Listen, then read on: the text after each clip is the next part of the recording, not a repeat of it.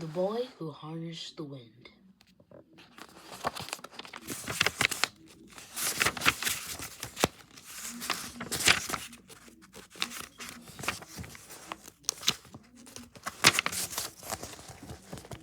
Chapter 1.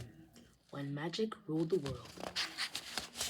My name is William Kwambi, and to understand the story I'm about to tell you, you must first understand the country that raised me.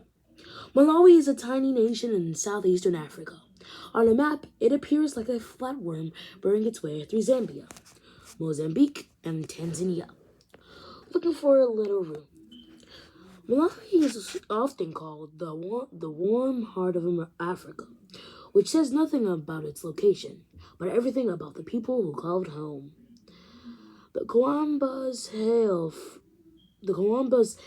from the center of the country, from a tiny village called Mastalia, located on the outskirts of town of Wimby. You might be wondering what an African village looks like. Well, ours consists of about 10 houses, each one made of mud bricks and painted white. For most of my life, our roofs were made from long grasses that were picked near the swamps, or dambos in our Shewe language. The grasses kept us cool in the hot months, but during the cold nights of winter, the frost crept into our bones, and we slept under an extra pile of blankets. Every house in Macedonia belonged to my large extended family of aunts and uncles and cousins. In our house, there was me, my mother, and my father, and my 6 sisters, along with some goats and guinea fowl, and a few chickens. When people hear I'm the only boy among 6 girls, they often say, "Hey, Bambo," which is like saying, "Hey man, so sorry for you." And it's true. The downside to having only sisters is that I often got bullied in school since I had no other brothers to protect me. And my sisters were always messing with my things, especially my tools and inventions, giving me no privacy. Whenever I asked my parents, why do we have so many girls in the first place? I always got the same answer. Because the baby store was all the boys. But as you'll see in this this story, my sisters are actually pretty great. And when you live on a farm, you need all the help you can get. My family grew maize, which is another word for white corn in our language. We often refer to it as chicorn in our language. We chimanga, sorry.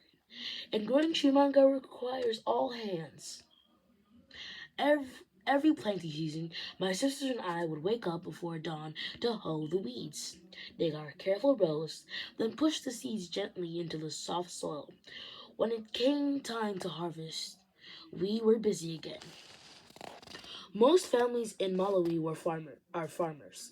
We live our entire lives out in the countryside, far away from cities, where we can tend our fields and raise our animals. Where we live, there are no computers or video games, very few televisions, and for most of my life, we didn't have electricity, just oil lamps that spewed smoke and coated our lungs with soot. Farmers here have always been poor, and not many can afford an education. Seeing a doctor is also difficult, since most of us don't own cars. From from the time we're born, we're given a life with very few options. Because of this poverty and a lack of knowledge, Williams found help wherever we could. Many of us turned to magic, which is how my story begins.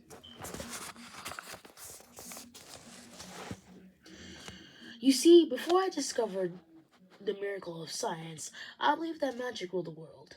Not magician magic, like pulling rabbits out of hats or sawing ladies in half, the sort of thing you see on television. It was an invisible kind of magic, one that surrounded us like air we breathe. In Malawi, magic came in many forms. the most common being the witch doctor, whom we call Singanga. The wizards were mysterious people. Some appeared in public, usually in the market on Sundays, sitting on blankets spread with bones, spices, and powders that claimed to cure everything from dandruff to cancer. Poor people walked many miles to visit these men, since they didn't have money for real doctors. This led to problems, especially if a person was truly sick. Take diarrhea, for example.